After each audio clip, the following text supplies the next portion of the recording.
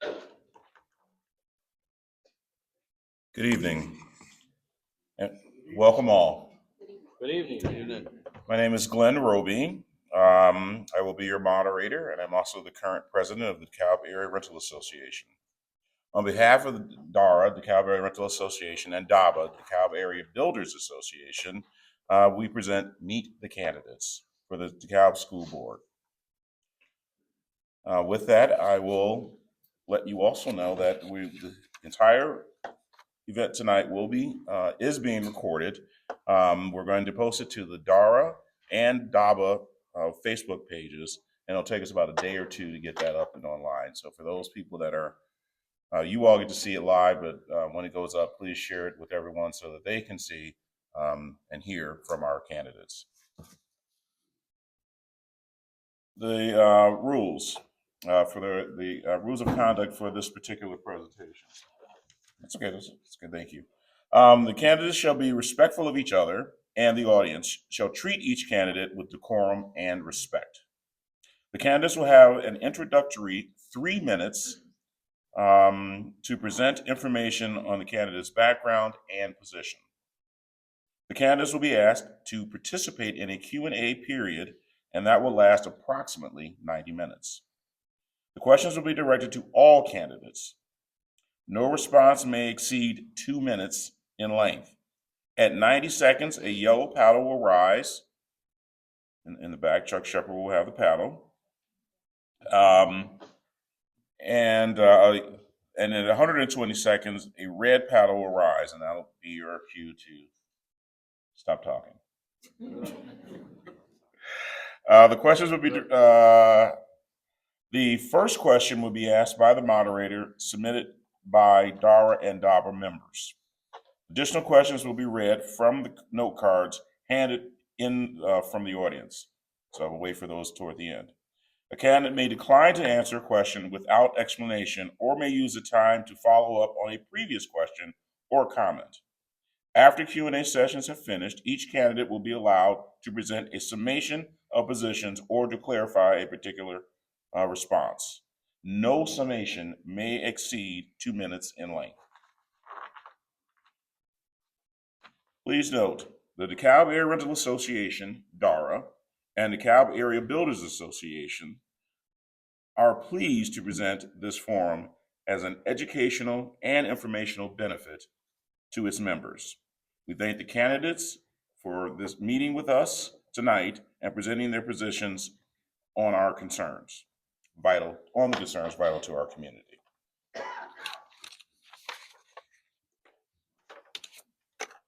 So the candidates are seated in order, the random order that was selected. So that kind of trying to mix it up. I heard from one of the candidates that you all were always sitting in alphabetical order. So hopefully this is a good change for you. And so we're going to start with Nicholas Atwood and then work our way to the end. And so when the question is asked, we'll start with you, and then the next question will be the second person. So each of you will get a chance to get a question first until we run out, because I don't think we have enough questions at the moment, and our prepared questions to meet everyone going first. But that's how we're going to start it until we run out. Okay. Are there any questions before we begin for the candidates? You want us to stand or remain seated? Yeah, you can, whatever you're most comfortable with. Probably standing will allow the audience to kind of hear your voice project and see you. So I would encourage you to stand. Can everyone just do a quick mic check so we know that everything is working? Testing 1, 2, 3. Thank you. Testing. You can just turn them on and then. Testing 1, 2. Testing. Rolling. Yes. Hello. There you go. Do we turn it off in between? You might want to turn it off if you can. You can leave it on, but then you don't pick up anything. And then, do we have enough mics, or will we need to share? I'm gonna share. I feel you might need to share. We'll Just share. hand it over to someone to grab one. Okay. With that, we will begin. Audience, are you ready? All right, here we go. Okay. Nicholas Atwood. Good evening, everyone. My name is Nicholas Atwood. I'm running for school board because I'm passionate about education and public service. I have a background in education. Originally, I went to school to be a history teacher, and I obtained a professional educator's license. So I think I have a unique perspective as far as understanding the goals that the teachers are trying to reach in their classrooms. Later, I went to law school. I went to NIU for law school and graduated in 2016. For the past 8 years, I've served the people of the state of Illinois as an appellate prosecutor, and I've also served as an adjunct professor of law at NIU. I've talked to hundreds of people over the last few weeks about what their priorities are for our school. And to a person, people want to see improved student outcomes. And I believe the best way to achieve that goal is to invest more funds in hiring paraprofessionals, reading specialists, and math specialists. Those people are going to be in the classroom providing hands-on work with our students who are struggling, as well as helping monitor what a lot of people are also complaining about, which are a lot of the behavioral issues the students are having. As it stands right now, we've just got too many kids in the classes for teachers to be able to help the kids who are struggling while also lead the kids who are not having issues. I think we can do this without increasing our property tax base or increasing our budget generally. One of the ways I want to do this is working with other local taxing bodies as well as the enterprise zone to help grow our tax base. If you look at our tax numbers historically, 8 years ago we were spending $78 million a year on education. Due to the growth we've had in the city of DeKalb, commercial, industrial, it's now at $150 million. And they were able to do that without consistently raising people's taxes. One of the things we're going to have to do as well is negotiate new contracts with our teachers and our paraprofessionals. There's no secret that our paraprofessionals are not paid a living wage. The last 8 years, I've been the lead negotiator on my union's contract team. I'm responsible for making financial proposals to management, as well as drafting a mandatory contract language. So I think I'm uniquely positioned to assist in that goal. Beyond that, I want to pledge to be transparent to the people of DeKalb and the voters. If you come to public comments and you make them, I will give you answers to questions that you will ask. I'll be accountable for the decisions I make, and I want to put your money where it matters most, which is our children's education. Thank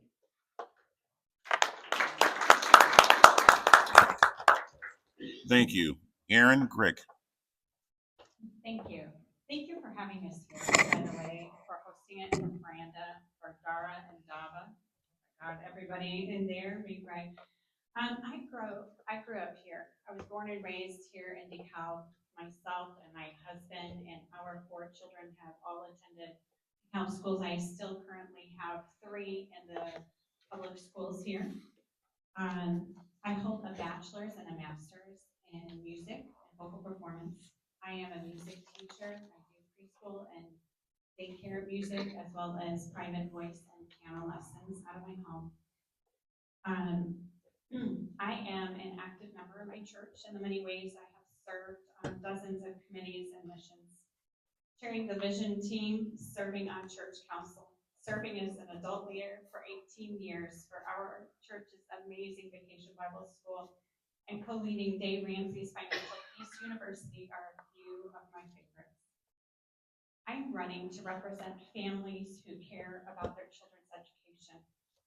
I would like to bring back families into our schools and into their children's educations at home by choosing curriculum and communication that connects our children and our families. I'm also running to stop the radical sexualization of our children. The board voted in 2022 to accept the comprehensive sexual education. I would like to end that and also to have opt-in forms available. I would like to have high standards. I expect high standards from and for our teachers. I would like to support Title IX executive order, hire teachers based on merit, and reward good teachers. I would like to support the science of reading that is already in our elementary schools. I would love to see it expand for supporting our literacy. And I would like to go back to the basics, focusing in on math, writing, and reading. And finally, to foster American patriotism in our schools. Thank you.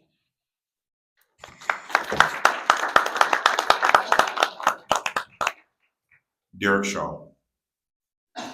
Yes, hi everybody. My name is Derek Shaw. I live in Portland. I'm running for USD 428 School Board member. It's my first time running for public office. Talk about my academic pedigree first, and I'll cover about military experience. I have Associate Applied Science, Computer Network and Operations from Lake Community College, a Bachelor of Science. In Political Science from the University of Oregon, with a minor in History.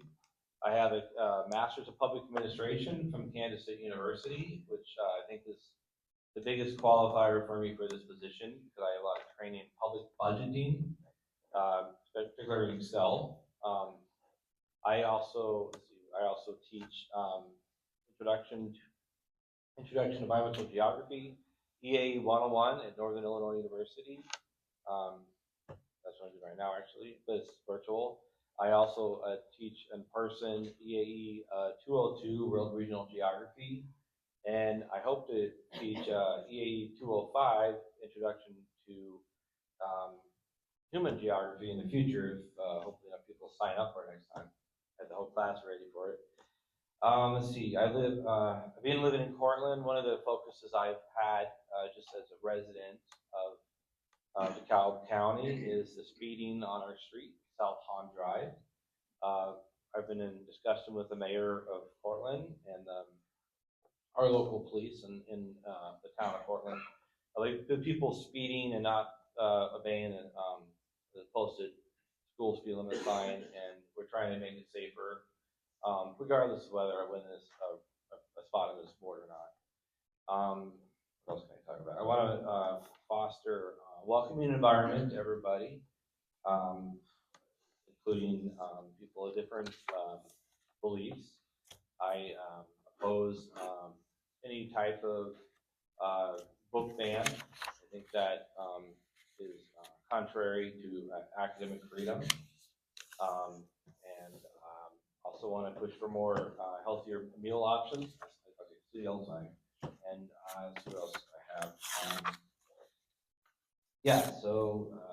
I have humanitarian service medal for my deployment in Hurricane Katrina when I was an American paratrooper. And so I have quite the background, and I think in my public budgeting, I would be good at managing the finances for the school board and helping in any way I can. Thank you for the invitation to be here, Dar and Dava, and I'm looking forward to hearing the questions from the panel. Thank you.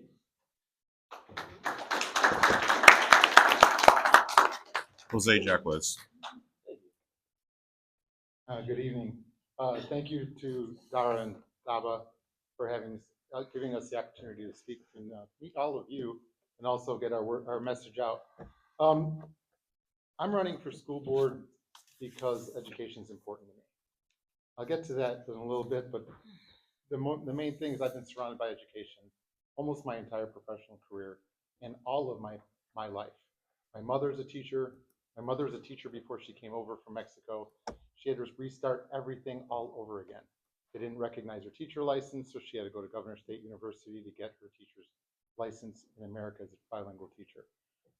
As a kid, not this big, I was, when I missed school, I didn't miss school. I missed school to go with my mom to her school, and I had to sit in the back of the room because I was sick, so I couldn't contact the other students. But we didn't have daycare, so the school was the daycare there. So I've been involved in education since I was a small child. I've been here in DeKalb since 1989, moved here to go to NIU to get a Bachelor's of Science in Sociology. Recently, I completed my MPA as also Master's of Public Administration. I have 2 DeKalb graduates all the way through the school system here in DeKalb. I have 3 bonus kids that are also DeKalb graduates. Their spouses, all but one, are DeKalb graduates. I served on the DeKalb Police Department for 22 years. 12 of those 22 were as a school resource officer for DeKalb.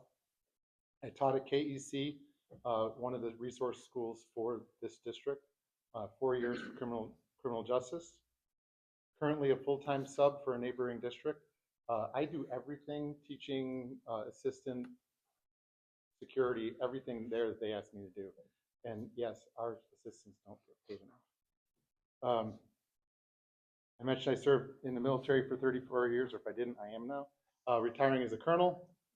And I hope to bring all of the experience I've just described, as well as my experience of being married to a teacher for the last 5 years, to my position as a school board member if I'm elected.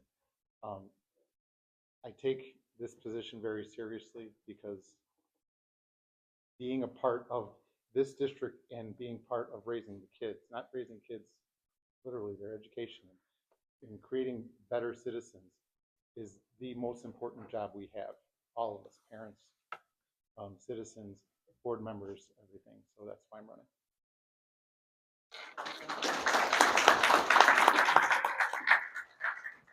Howard Solomon.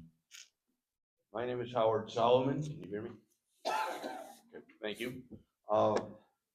I am running because I have been on this board and loved it. This is an excellent school system. We have great athletics. We have tremendous music. We have a state championship level forensics team. We have wonderful dramas going on, some of them in real life.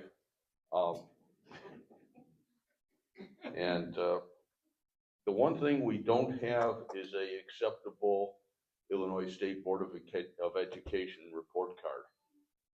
And you need some people around that need to be asking questions about that, and I am darn good at questioning.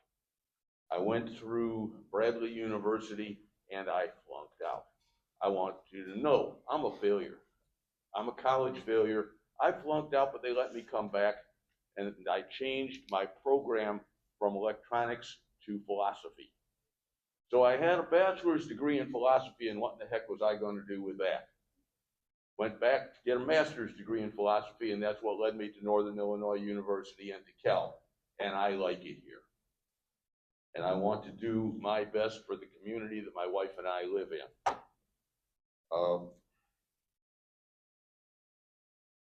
One of the first things that happened to me, not only did I get a master's degree, I got a second master's in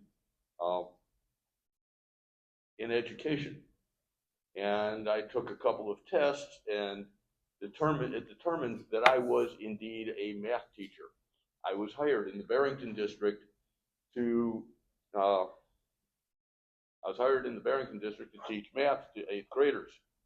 And I lasted for 3/4 of a year.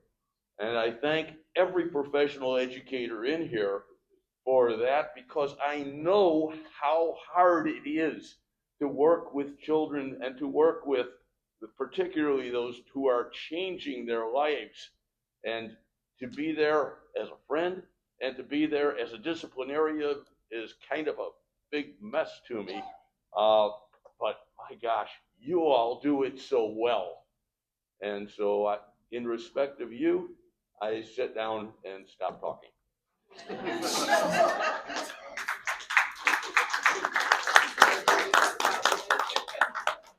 Marilyn Parker. Hi, thank you so much for coming. My name is Marilyn Parker, and my experiences is I'm a DeKalb resident over 27 years. I've served 40 years in education and administration field. I have a Master's of Art in Education Administration. I have a Bachelor's of Science in Home Economics with a minor in History. I have been a classroom teacher, a substitute teacher before that. I've been a case manager and an administrator in one of the largest cities in Illinois. My experiences, I have worked on teachers union. I have helped to solve problems with teachers and administrators and the community. My motivation for running stems from a deep commitment to our children's future. I believe our school board needs members who are genuinely understand the classroom reality. District 428 teachers are doing an extraordinary job every day, and they deserve representation for someone who comprehends the challenges that they face on a daily basis. I would like to be that advocate on the team, the school board team, to make a difference. I've watched things unfold in this district for years, and now that I am retired, I believe it is time to do my civic duty. I recognize that the school board's decision shapes education for years to come. Each policy that we will enact, curriculum we approve, and each budget priorities we set creates and affects the influence, not just test scores, but the development of well-rounded, capable, prepared citizens. Our young people are the most valuable commodity. They are our children, and the children today will be the children that will have to support us tomorrow. They will be the one to run this country. They will be the one to make sure that we are taken care of. And I stand with the city of DeKalb, the county of DeKalb, the Board of Education, and if I am elected, I will ensure that our children will be prepared, educated, and ready to go on to higher institutions of learning, and they will lead Bible independent lives. Thank you.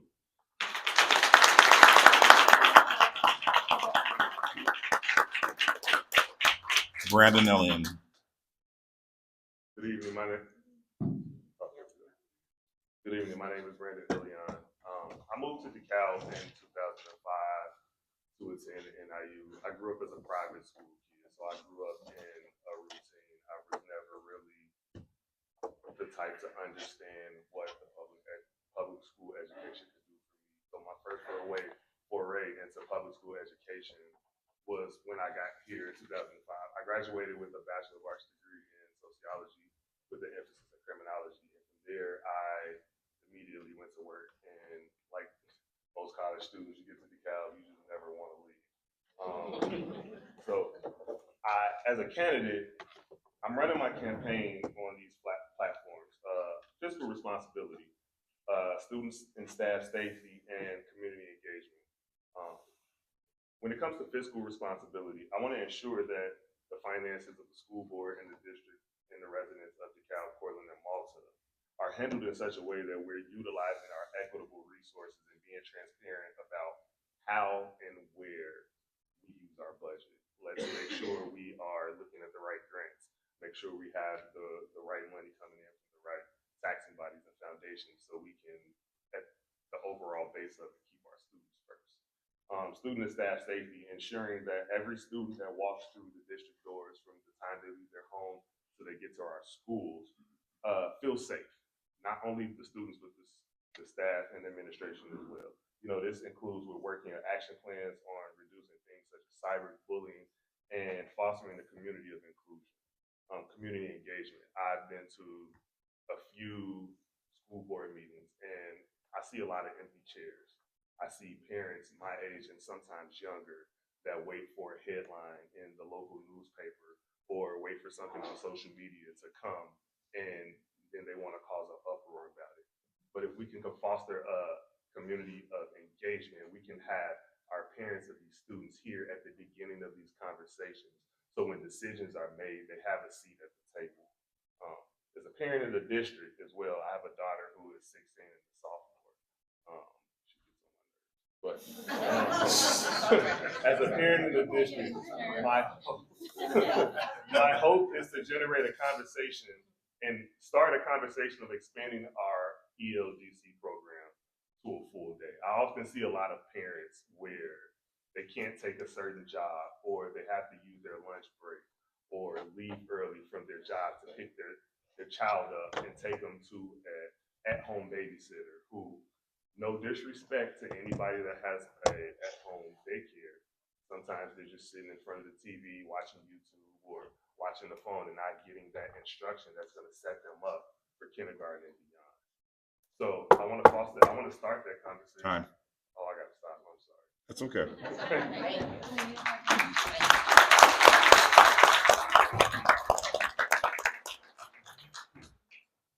James Mitchell.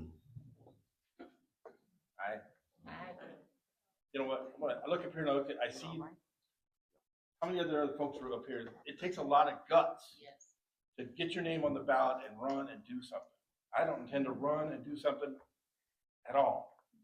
All I'm trying to do is what I did before. I ran years ago. I was on the school board for 8 years. This is my 5th election. I've only won 2. I don't know what's gonna happen, but I keep working at it. My name is Jim Mitchell. I grew up in Decatur. I was also a kid of Catholic schools, of parochial schools. I know your pain. So I really sucked at school when I was a kid. I said, well, why not join the Army? That's what I did. Went overseas, spent my time at jump school and air assault school, did all that fun stuff, became a sergeant, got out. Decided to go and spend some time with my old man down in Texas, and decided to come back to school at Southern Illinois University. Graduated in 3.5 years. Now that apparently was a big accomplishment from what I understand. Even for me, it was a big accomplishment because I wasn't that good of a student until I got to college. Anyway, so beyond there, worked in industry for a few years, fell out of love, came out here to Northern to go back to school after my father passed. And I said, I went to the theater program, didn't like the theater program, but absolutely loved the town. And I've been here 27 years since then. I have no children. I have 2 wonderful stepchildren. One of them gave me a grandson a couple of years ago. So that's why I'm doing this again. I want to get back out there. I want to see what's going on with this stuff. I have not kept up with things. I promised when I left that I would put my cape back on someday and come out. That's exactly what I'm going to do. So some of you know me. I mean, I see a lot of people out there whose names have been on ballots before. I see one of my favorite mentors, Tom Tarazinski, out there. I see people that know me, that know what I can do and know what I've done before. That's what I intend to do again. You won't see a sign out for me. You won't see me speaking at most of these things because I just don't feel the need to. I feel the best thing to do is to be able to talk to folks individually. You can find me, you can email, you can call me, you can come to my door. I'll talk to you anytime. But you want a kind of a board member and a person on this board that's going to hold your hand and say, hey, it's going to be okay. Or you want a board member that's going to pretty much ignore you and say, you know what, I'm going to get it done. I'm going to get it done because that's the kind of people that you really, I don't know if you really want them or not, but I won't ignore people. I don't ignore anybody. I talk all the time to folks, my neighbors, my friends, people that don't like me. I'll talk to anybody at any time of the day. I don't care. Just don't bother me at 3 a.m. for this. But anyway, so that's why I'm doing it again. I hope to get it on and we'll figure it out. Thanks.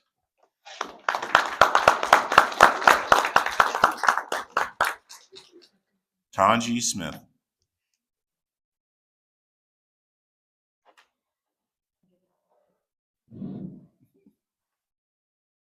Hello, my name is pronounced Tanji Smith. I'm so honored to have the privilege to run as a candidate for District 48 School Board membership. Regardless of how many times it has been said or heard, the adage and proverb, it takes a village to raise a child, is not a cliche. It holds great power, meaning, and encouragement. And I hold that proverb more than close to my heart. Our DeKalb community is our village. It is my village, and I'm called to action because of it. Growing up as a child, I've experienced both educational districts and school districts that are good and some that are lacking. No child in our community, day, age, and technological era should receive an education in a school district that lacks a quality and equitable learning system, curriculum, and environment. Let me interrupt my stance for a moment to tell you about myself. I'm a strong woman of God, and I believe in serving others. I've been a community volunteer since I was 18 years old, when I got my first volunteer position as a literacy tutor for adults getting their GED. That act lit an unquenchable fire in me, and it cannot be extinguished. I volunteered in local school councils, 4-H clubs, preschool programs, after-school programs, soup kitchens, food pantries, community gardens, children's church programs. And I've worked as a substitute teacher in many school districts in Illinois for several years. More recently, in 2022, I and my family ran a 501c3 community outreach program for families in Bentonville. In 2024, last year, God provided for me and my family the opportunity to bring our nonprofit here, our hometown of DeKalb. That program's name is Hats for Humanity. With the help of the good people of our DeKalb Strong community, we were able to provide new winter hats, gloves, scarves, and much more to over 100 families this past winter. Everything was completely free of charge. Identification wasn't even needed. I'd like to thank the fine people at our DeKalb Police Department for providing a free and safe space for our first annual giveaway. It went very well. Moving forward, Hats for Humanities has a second program geared at helping put an end to childhood hunger in our community. It's called the Jelly Bean Project. It provides free, store-bought, non-perishable snacks to children on the weekend. Please donate if you can. Our children are Yep. the heart of me. That's good. Thank you. Kristen Bailey.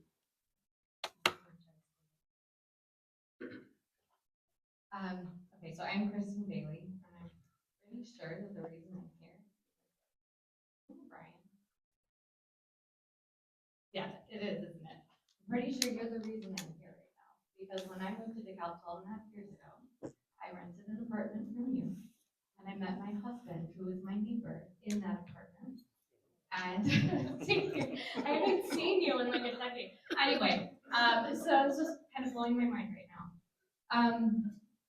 I am running for school board for many different reasons.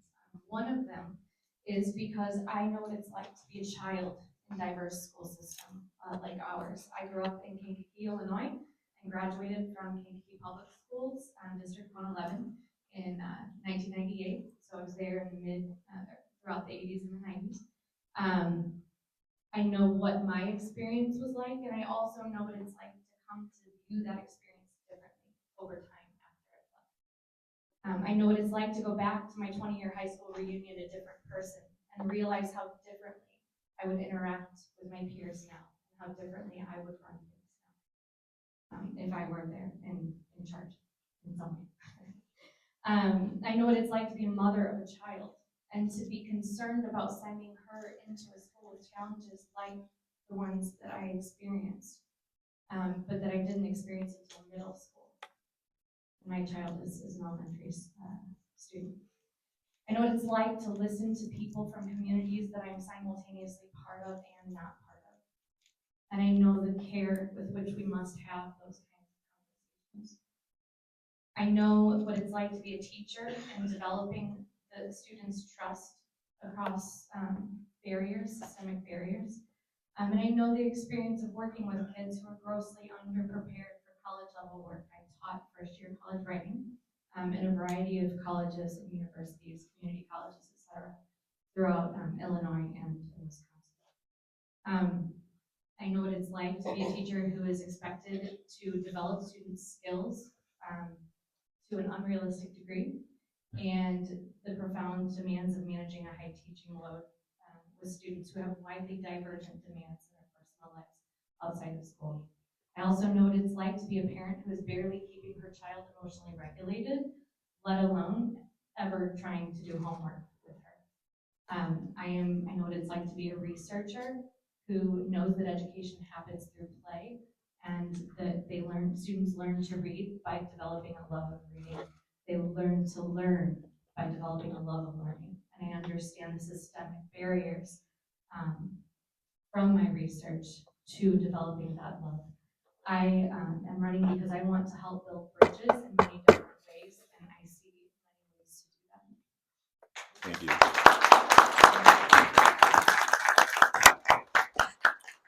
As an assistant there was something helpful to the candidates, Chuck Shepard in the back. Chuck, can you raise your paddle just so that So when he gets down to that 1 minute mark and in about 30 seconds, he's going to start waving it. Last 10 seconds, sorry. So just as you're talking, just, you know, gander back there and kind of realize it so that I don't have to knock and remind you of the time. I don't like doing that. So, so yeah. So thank you for your attention to that detail. Okay, we are now going to move into our questions for tonight. We're going to start with Nicholas Atwood, and then coming toward me with it. So the next person, I will announce your name. Okay, here it is. Does a change need to be made in the administration to student ratio or teacher to student ratio? Yes, I think there does need to be a change. We have large class sizes. There's approximately 28 kids in a class. When Mitchell comes online, that's going to go down to about 26. One of the primary reasons I'm running is because I think we need to have more hands in those classrooms. Student outcomes are very important to me. We have to get these kids ready to compete in a very difficult workplace when they get older. It's becoming more and more competitive amongst other schools. So what our students need are more hands in those classrooms to help reduce that burden on individual teachers. We need aides who can help the kids who are struggling, and we need to have more reading and math specialists available. We definitely have an achievement gap with our students. Part of that is due to our high poverty rate. We have students who have resources and come from two-parent homes, and we have students who don't have resources and don't come from two-parent homes, they don't have parents who are able to help them. So we need to invest our funds in getting more aides and reading specialists in the classroom, because I believe that's where they can make the biggest difference. I want to focus on the elementary schools first, because I think we can get the biggest return on investment there. If we can get these kids reading at or near grade level earlier, the ceiling for their education is much higher. Once we're able to do that, we'll start to see real growth in the outcomes that people are talking about. So I think, yes, we need to keep working on reducing the teacher to student ratio. And I think we can help do that by getting more hands in the classrooms, more paraprofessionals who can help the kids who are struggling.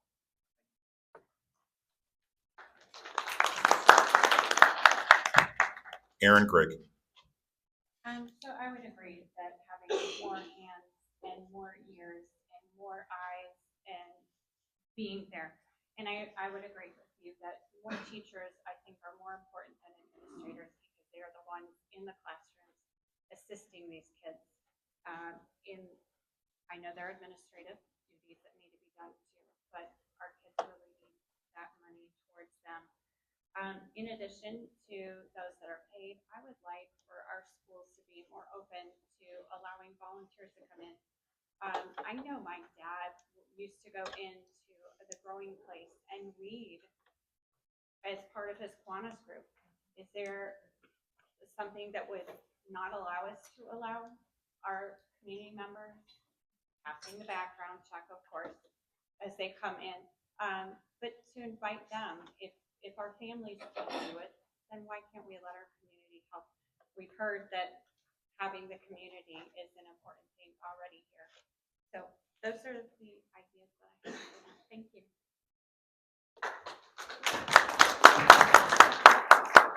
Derek Shaw. Oh, forgot where it was. There we go. Okay, so yeah, we need to improve the student-teacher ratio, so it's not such a huge class for one teacher. That can be accomplished with more teachers' aides or paraeducators, but it's a lot more than that. We also need to have ESL students that learn Spanish, that are primary native Spanish speakers. We also need to have more speech and occupational therapists that take students out to talk to them, like Mrs. Plan at Cortland Elementary School, for example, for anyone that has kids at Cortland. So it's not as simple as just one ratio, and I think that we need to do a lot more after-school programs to cater to students' interests, especially the ones that involve STEM, science and math, but also music and the arts. I think we shouldn't just try to teach to any type of standardized test. We need to try to make kind of cater to the teaching style for other students, especially those with disabilities, learning disabilities. Thank you.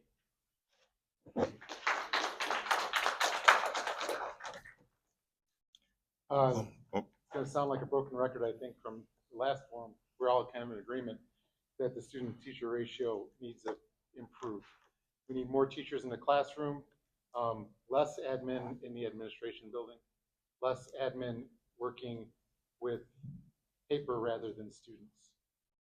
One of the things I agree that hitting the elementary school and giving them the concept of loving to learn, and loving to read, and being inquisitive, but we also have to we can't just forget about the high school, can't forget about the middle schools. Working in the middle school for most of my career, that is a place where they just blossom or they start to wilt.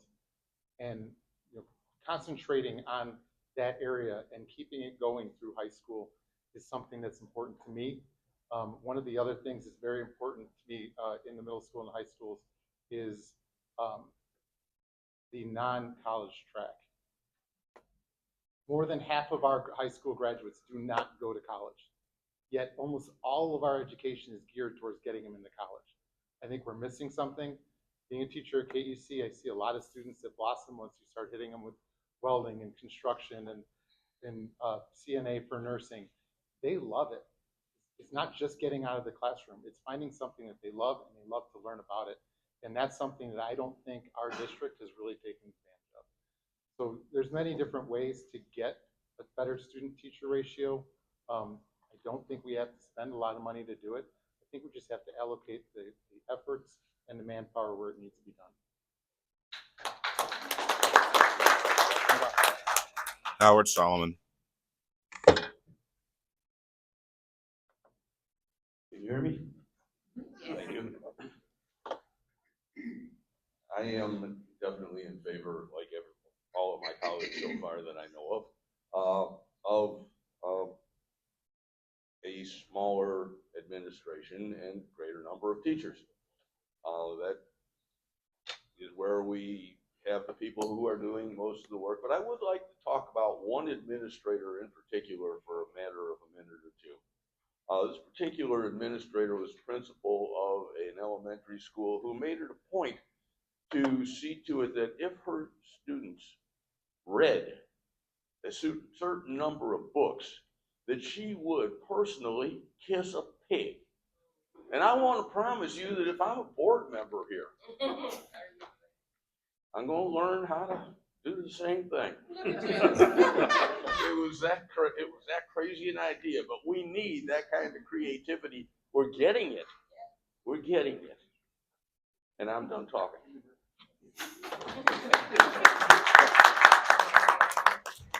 Marilyn Parker. Yes, I think we all are in agreement that student-teacher ratio need to be changed and the student counts need to come down because it can be very difficult for one teacher to manage 28 students or more. So we definitely need the support from the paraprofessionals and yes, the OT, speech therapists, the nurses. That's very, very important. But I would also like to say, I do agree also that college bound is not the first thing. We have to look at the students' potentials, what their dreams and aspirations are, and what they want to do starting in elementary school and middle school, and try to at least have programs to assist them.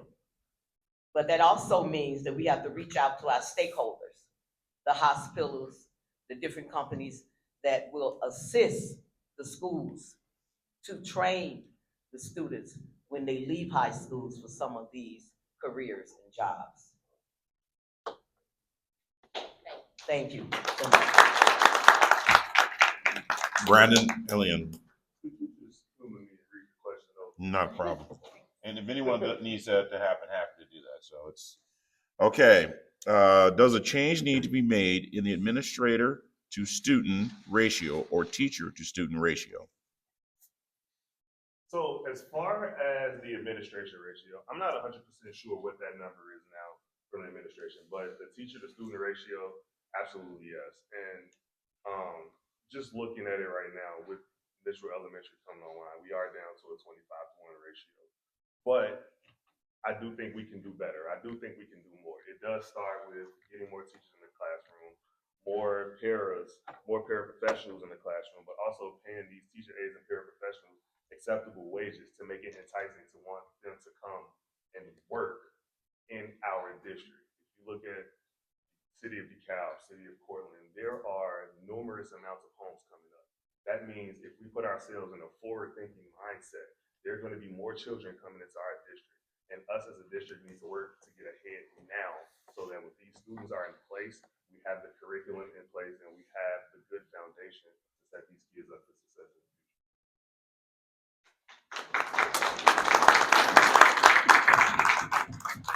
James Mitchell. 16. 16, if you didn't know it, 16 is the number from pre-kindergarten to third grade. The kids are, that's the biggest the classes are supposed to be, 16 children. Do we have that in DeKalb? Well, not nobody is, but I mean, there's nobody, that's a good point, that you're right. Nobody has it like that, but that's what's recommended by somebody somewhere smarter than me. That's all I know. So, yes, we need to fix that ratio. I fixed the ratio a couple times when I was on the board, and it just keeps climbing. There's nothing you can do about it except build a new school without a referendum. And you can build a new school, and you can build a new school, and you can build another new school, and the ratio will drop. But it will always go back up because we keep having people come and live in our community, and that's okay. We have to figure it out one way or the other. Not necessarily the board's job to figure that out. It's the board's job to hire the administrator, one administrator or one employee, to hire everybody else to figure it out. Administration, I understand, is a little top heavy right now. I don't really know. I don't pay much attention. But I know that they have assistant principals at the elementary level. I'm trying to figure that one out, where that one's coming from, but that's okay. I mean, one way or the other, if I'm on the board, I'll analyze it, I'll look at it and go, okay, this is kind of silly, or this is needed. If it's needed, then we leave it alone. If it's not, we move on, we figure a way to do it. But the teacher to children ratio, yeah, we got to drop that number. That number's got to get down to the elementary side. That number's got to get down everywhere. But how do you do that? Not my job. My job is to approve it. Everybody's job up here is to approve it, but not to tell them how to do it. To hire one person, to hire all those administrators, all those teachers to take care of it. That is one thing that I promise I will do, is to hire the right person to get it done. Thank you. Tanji Smith. Yes, the teacher to student ratio does need to be checked. It's unfair to everyone. It's unfair to the teacher. The teacher is overburdened, overwhelmed. It's unfair to the students. We have students who are lacking, who aren't getting the proper attention. And one suggestion in the meantime of the district trying to make it appealing and appetizing for teachers to want to work here in our district is that maybe coming up with creative and innovative ideas to help out in the meeting in between time, such as a student buddy system in the classroom. You have the students that are excelling, then you have the students that aren't excelling, and if you pair them with each other, you know, the student who is excelling, it's just kind of innate that they bring up the student who isn't excelling.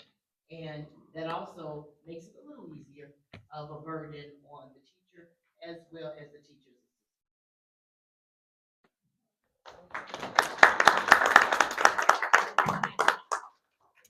Kristen Bailey. I'm gonna say no, not that it makes a big difference for you guys. So it doesn't change to be made with student teacher ratio. Again, yeah, I think we're in unanimous agreement that yes, but, I don't know about the but part, but, I think that that's an overly simplistic answer. And I don't know that it's something that will yield the sorts of effects that we want necessarily. Nor is it something that we can make happen quickly. So I think our solutions need to be a lot more creative. Like Jose said, It's about allocating our resources wisely. How is it that we can provide more student support to ease teachers' jobs in the classrooms? How can we support parents more? That is something that I am really, really asking, because as a parent, I know how hard it is to support your child's education at home, the small amount of time that you have with them. As a community, what can we do? What kinds of supports can we pull together? We are an ecosystem. We all play an important part. And I think that is how we need to be thinking about this question. So yes, hiring people, additional people to help is important, but I certainly don't think that it's the only answer. And maybe not even the best answer, to be quite honest. I think that those people do need to have certain training. You throw a body in a classroom just to help manage that classroom, it doesn't really make a huge difference if that person isn't skilled in particular ways to manage the challenges that they're facing. And I disagree about our job as school board members. I think it is our job to be advisors to the administrators. I think that's really important and something to keep in mind. And why it matters that some of us here are educators, have researched in our parents.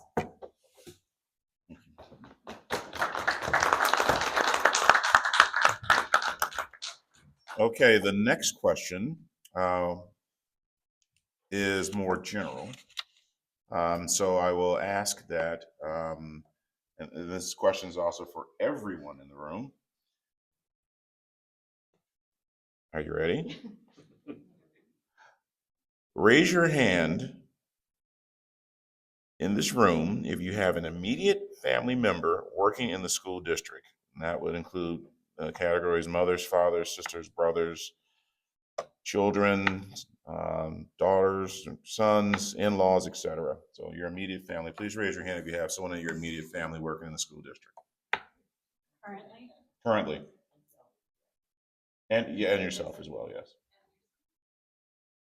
Okay, okay, we got them popping up. Raise them and keep them high. Thank you. All righty, we will move on. The next question is for Aaron Grick. We'll start.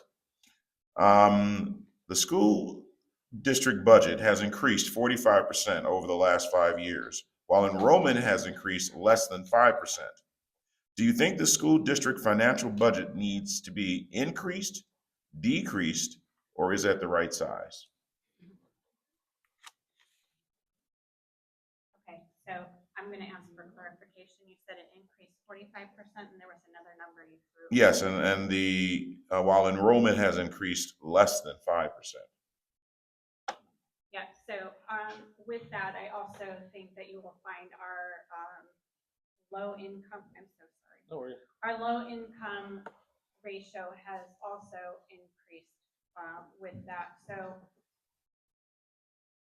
with that, I am assuming that we are spending more per child, which I know we are, in comparison to school districts with similar ratios to us. Belvedere, I don't have my numbers in front of me, was more than 50. I think it was 57% is also low in income. And Aurora, again, East or West Aurora, I'm not sure, about 50% as well. Their numbers, what they pay out, they pay their teachers more money. Their overhead is less. Their budget is less. And they spend, so we spend less, I saw on the back of our things, from 2024, we spend $19,000 per student. One of them, I believe it was Belvedere, spent 17, and the Aurora one spent 15. So I would like for us to look into best practices and find out what is it that, and their test scores are better than ours. So what is it they are doing that we aren't? So I would like to see us find those best practices. If you own a business, you're looking at how is somebody else doing just as well, if not better than me, and then implementing those same tactics.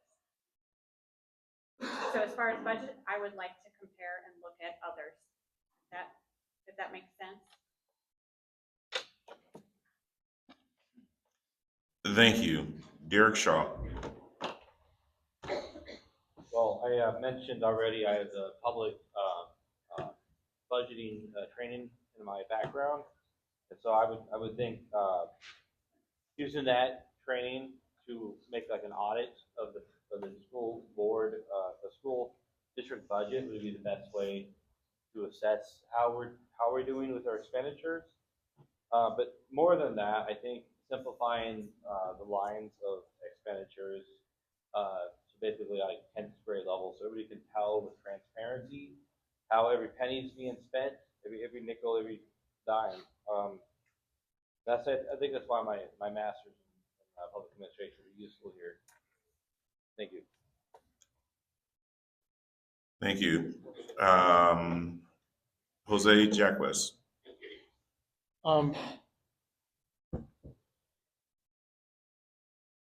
I think everybody here will agree that we probably pay enough, if not too many taxes.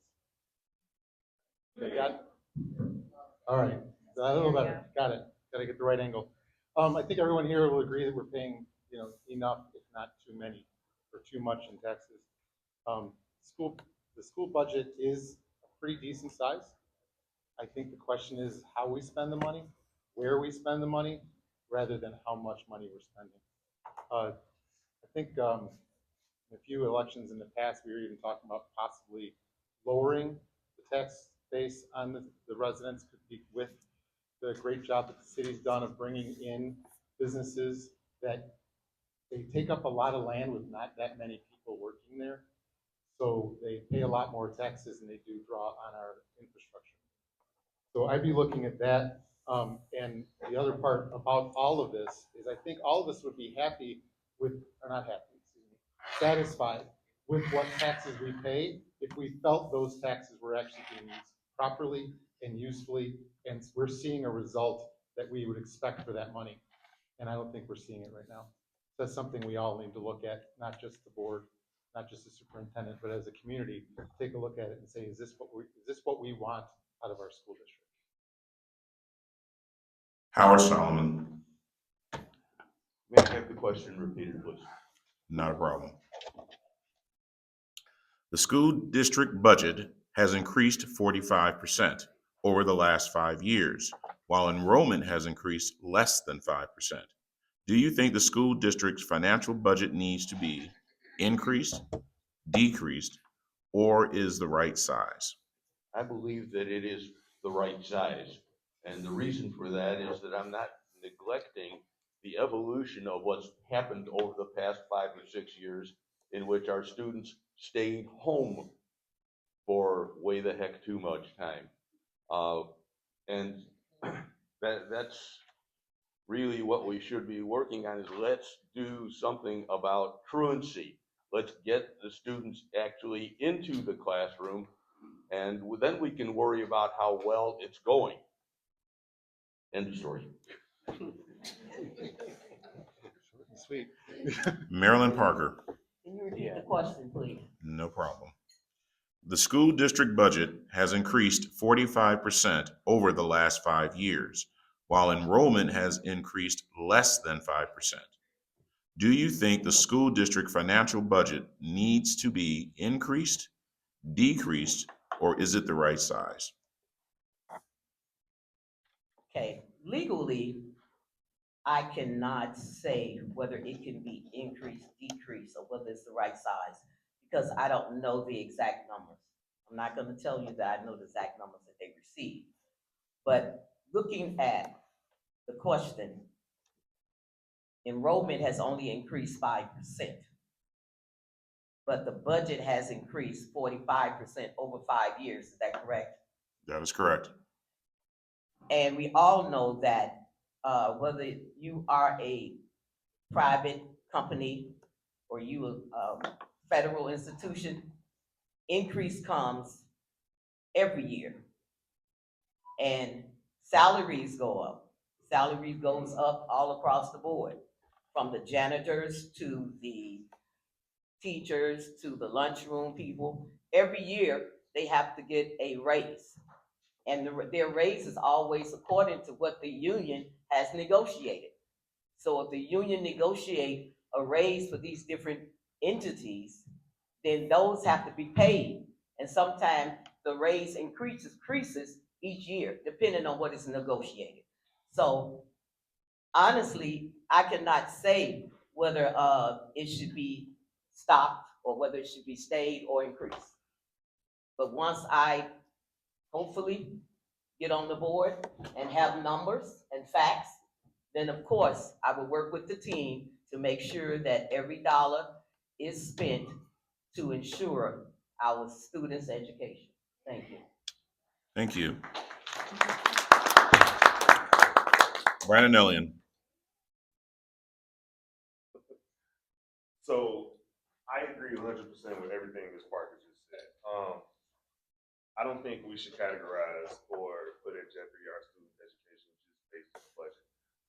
I would be remiss if I just sit here and say right, wrong, or indifferent. I do want to sit down and have this budget explained to me like I'm five. Break this down to the smallest T so I can understand what is coming in from where, how it is being spent, what is left over. My understanding is we have a grant writing team. So I would like to leverage that team more and start looking at, you know, what type of grants can we get? Like, how can we use those? How can we get those to benefit students more? But I can't sit here and say whether it should be increased or decreased or it's the right size. When the fact of the matter is, if we're looking at just right now, I think it is just good for right now. But I also think we need to continue looking forward. Where would the district be 5 years from now?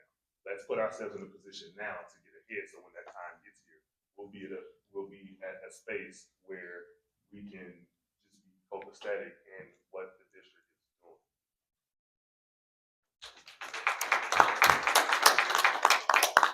James Mitchell.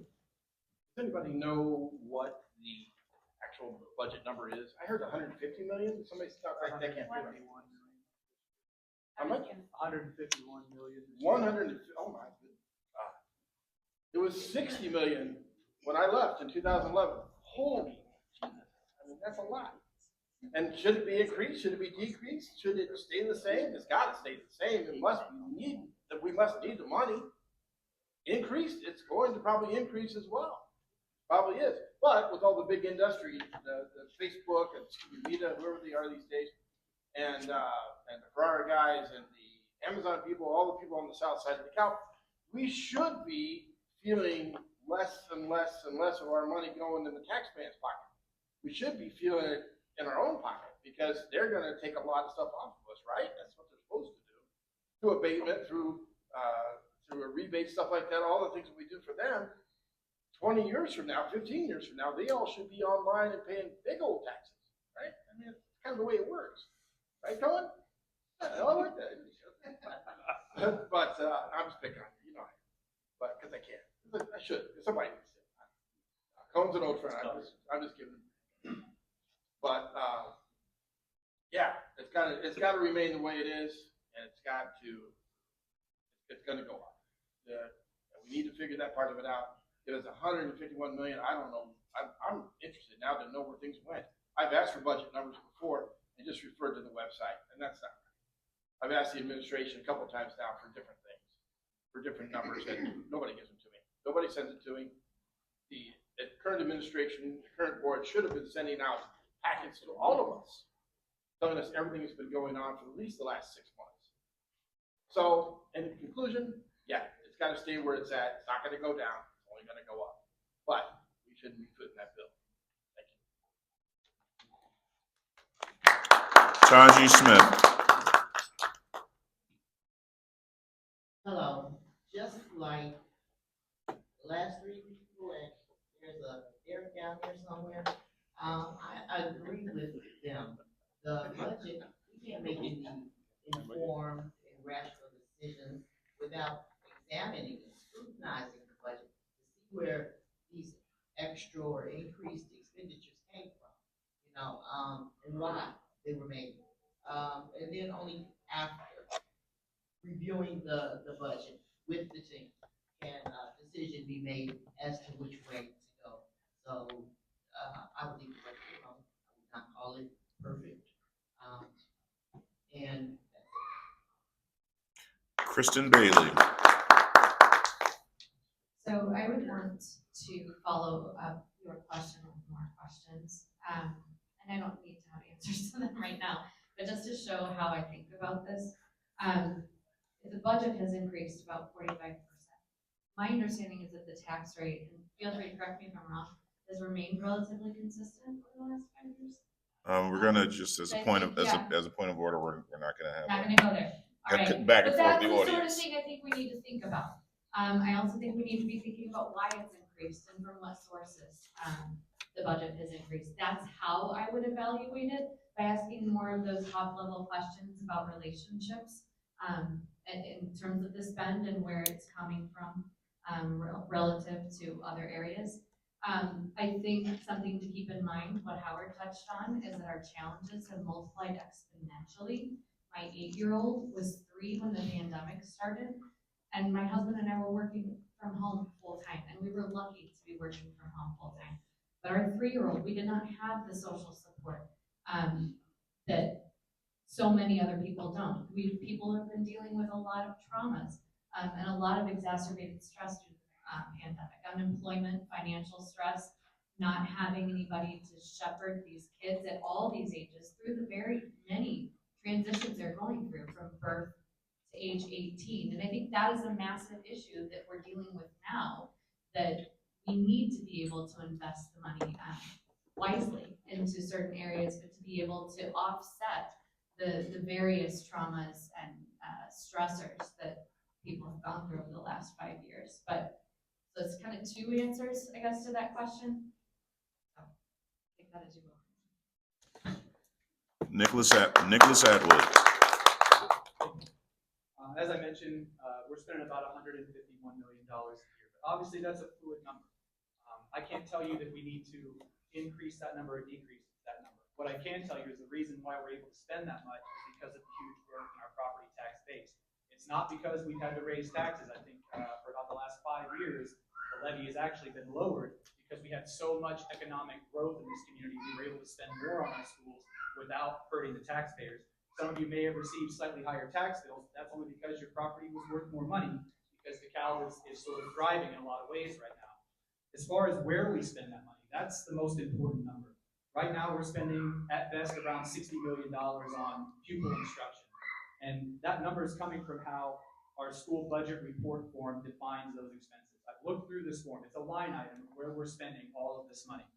The Illinois Administrative Code defines instructional spending as what you're spending on teachers, their salaries, their in-class materials, and their aides. Out of that $150 million, we're spending about $62 million on actual hands-on instruction. So that tells me that there's a lot of other areas that we can explore to find funds to spend on what matters the most, which is our kids' education.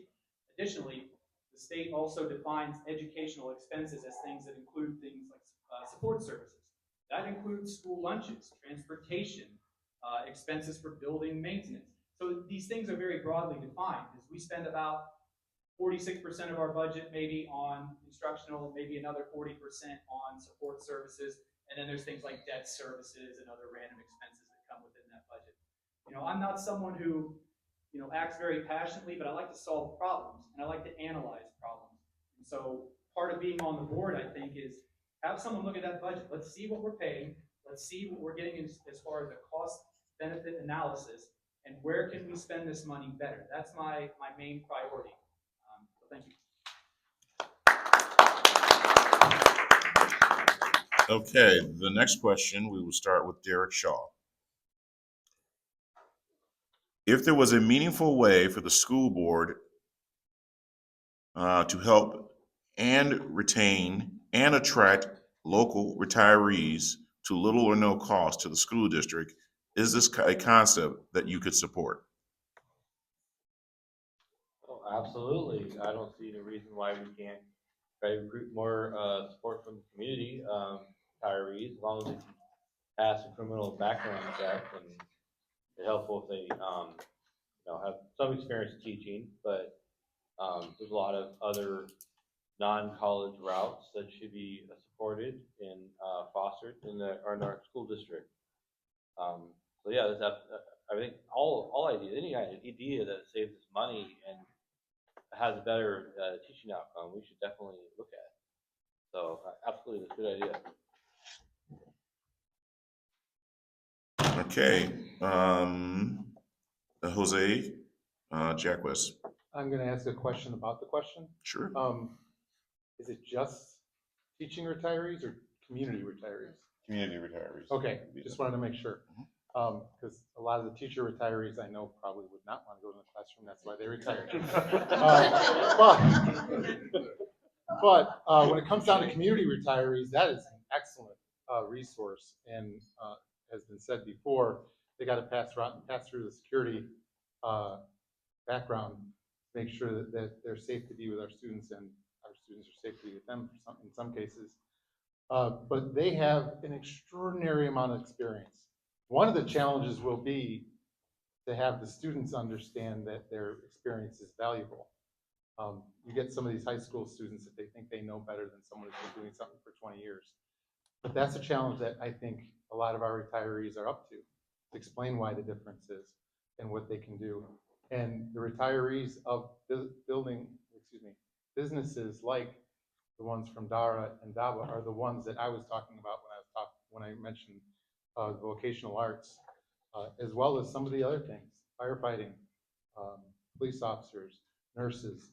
Those are all things that are covered by our KEC partnership.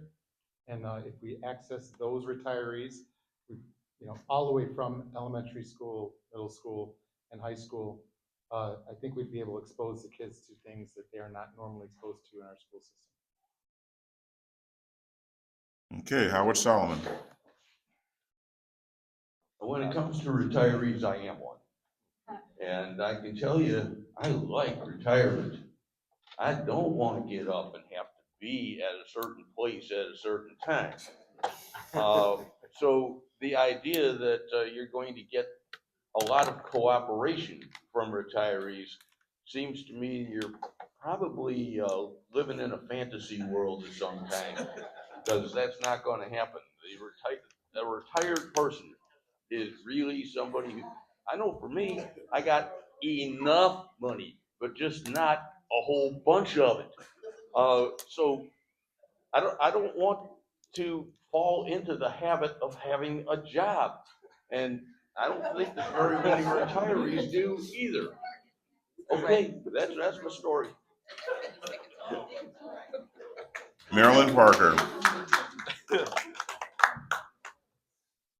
I think that the suggestion would be a good suggestion for the community and for the schools. But also, that also means that the school system would have to create a committee to observe that, and they would have to organize the volunteers. So again, that would be another position, and probably that would be a paid position. You understand that? The retirees may not be paid, but someone with educational experience would have to have some type of supervision, training, and scheduling. So you have to consider that. Whatever you do, you still have to spend another dollar. Thank you. Brandon Ellion. Can you just repeat that question? Absolutely.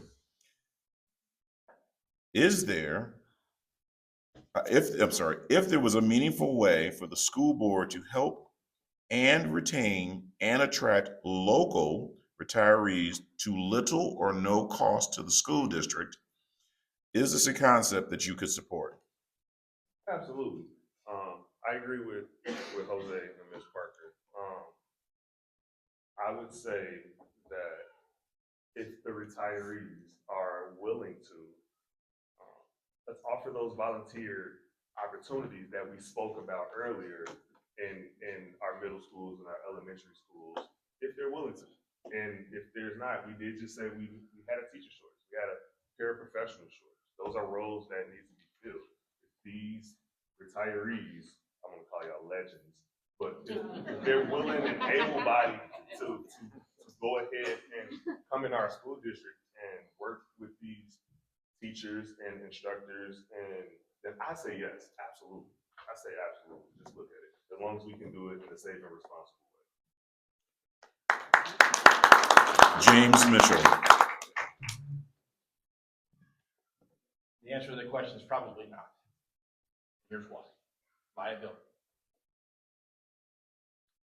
Volunteers are nice, I enjoy them. I've ran a lot of volunteer organizations in my time, but liability comes in. Someone gets hurt in our schools because of something stupid that we've done, not that we've done, maybe the students have done. That person gets hurt, and we got that problem. If you want to come and volunteer, I'm sure they can volunteer all they want. I'm sure somebody will take them in and say, hey, come on in. Most retirees, including myself and my wife that I know, we don't want to go. We don't want to go to the schools. And there's a reason why we don't want to go to the schools, because we just don't want to. Because we're retired. We want to do what we want to do. Like Howard said, you do what you want to do. You know, that's what you do when you're retired. You know, it's just what we do. Well, I'm going to back up a second. This one, I don't really like this question. I think it's kind of dull. I think though, getting back to the more important question about, and I think we can do this, right? We can go back up to a previous question. Lynn? So previous question was about budget and finance and stuff like that. That is our biggest problem, is the budget. Everything else comes after the budget. Everything comes after how much money we're getting, where the money's going, how we're going to end up with it. That's where the money goes. That's where the problems come into play. Once we get those problems squared away, once we get a handle on the budget, once we get a handle on our finances, where we're going, we'll figure lots of things out. When I was on the board before, and again, I'll refer to it back in 2011, we knew that we were going to have to run an operational referendum someday. We also had, when we ran referendum, we had another $105 million worth of referendum to increase our numbers. We knew our numbers were going to increase. We saw the numbers, they were there. We balanced our budget in 8 years. But I haven't seen a balanced budget after that, as far as I know. Maybe I'm wrong. Correct me if I'm wrong. But we balanced our budget in 8 years. Now, you had 60 million to play with to do our job. That's okay. But all those years that we put that together, it's just like, you look at it today and you wonder, where's it all gone? Thank you. Tanji Smith. Hi, I'm gonna say, in a semi-perfect world, yes, I am all for that concept. I do believe that there is hope for our students, that, bringing an elder into the building, or take it one. The children, it automatically demands respect. The children would give that respect. The children would actually, in my years as a substitute teacher, they are excited about showing you what they can do, about showing this elder, look, this is what we can do. The elder in turn gives them praise and encouragement.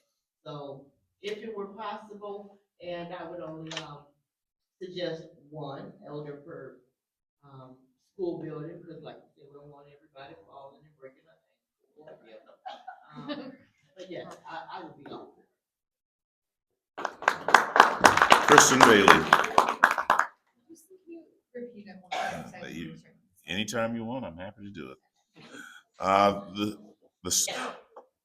If there was a meaningful way for the school board to help and retain and attract local retirees to little or no cost to the school district, is this a concept that you could support?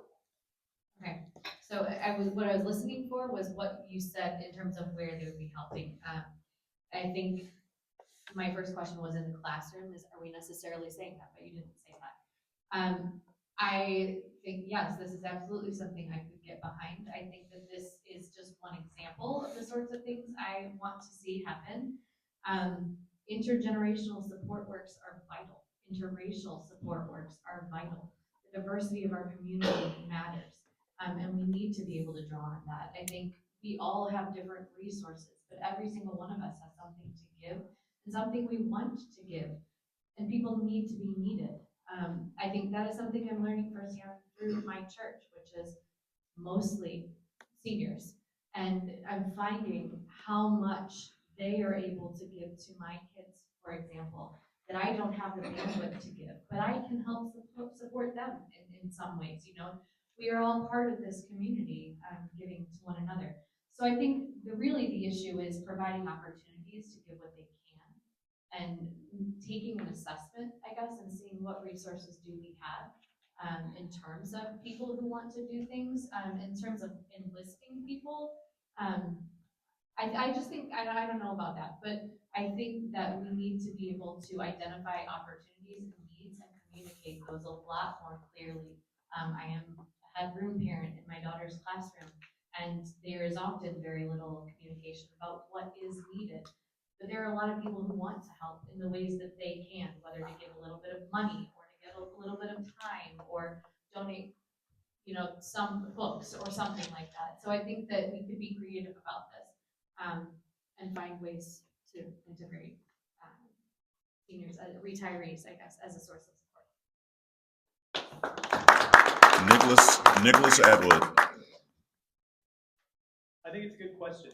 I think there are a lot of possibilities that we can explore with that. I like creative solutions, potential issues, and I can see a lot of different ways retirees can be valuable. That's one of the great things about DeKalb. It's actually an incredibly civic-minded community. And you look around, you see retirees serving on various boards, serving in local charities. There is an active group of folks out there, retired NIU professors, who could provide value in various different ways. I think part of what we have to do as a board is hear what those suggestions are, work with these community leaders, see if there's actually an interest in that. But with that, you know, Marilyn hits it on the head, in my opinion, because it's going to have to be a program that gets administered. There's going to have to be insurance considerations, as Jim actually points out. But you know, it wouldn't be some impossible feat to overcome. But it's going to have to be like, is this a reliable source of labor? I guess you want to look at it that way, a reliable source of volunteerism.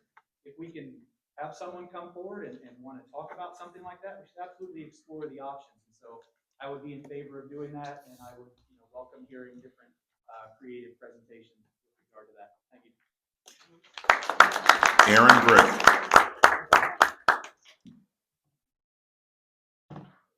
So I think it's a great idea. I don't know who submitted this question, but thank you for sharing your ideas. I think as a school board member, I would want to hear the community, not just stick to our small school board group.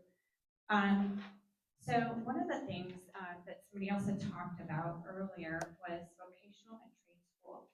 So I know Chicago had a trade school fair, but having a hands-on looking at the boulders in here would be awesome. I know that our schools, they might have a few things. I have a son who's interested in being an electrician. There are not, the counselor doesn't have ideas. We're kind of having to route it on our own, but to have that, maybe there's retirees that would like to put that together. I would love to have our older generation share their wisdom and their ears, whether it's listening to a child read or reading to those younger children. I think they would be great in math, but we would need to choose a curriculum that we can all agree upon, that 2 times 2 really is 4, no matter which way you come about it. So our Common Core could not stay for us to sustainably use this. At Jefferson, the principal's gone. At Jefferson, there used to be lunch buddies, and even just that much coming, like it was a parent could come or a grandparent and share in lunch, and that conversation that got lost when we needed more school space for more classrooms. But just spending time and listening to those kids is really rewarding. Spend $1 to save $1. Somebody already was saying we might have to spend. I am concerned about the classrooms possibly being rougher for our older generation. Thank you. Thank you. The next question will start with Jose Jacquez. DeKalb has one of the highest costs to educate per student in the state, and according to gradeschools.org, below average test scores overall. What can be done to lower the cost per student and improve the average test scores?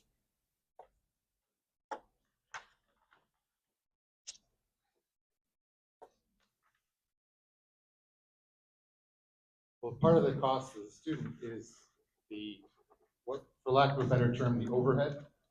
So the administration, the other services that were not included in the top two that Nick had talked about. And if we reduce those, then the cost per student goes down. But one of the things the questions even haven't brought this up, so I'm kind of bringing this out of nowhere. But for a student to really learn, they have to feel safe in their learning environment. And right now, that is not the case in many of the classrooms. I have friends who have students in the classrooms, their teachers in the classrooms, their assistants in the classrooms, and they've left the classrooms because they don't have a feeling of safety. So yes, there's the issue of cost per student and the results from it, but it might not be that we're not spending our money appropriately, which I don't think we are, but that is part of the question, but that's not where I'm going. I think one of the things we really have to worry about is how our students are learning with that money per student.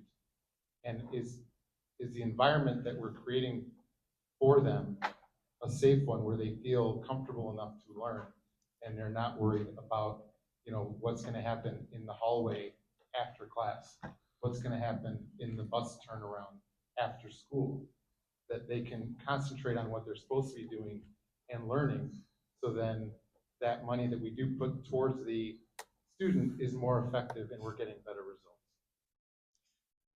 Howard Solomon. Round of applause for Jose.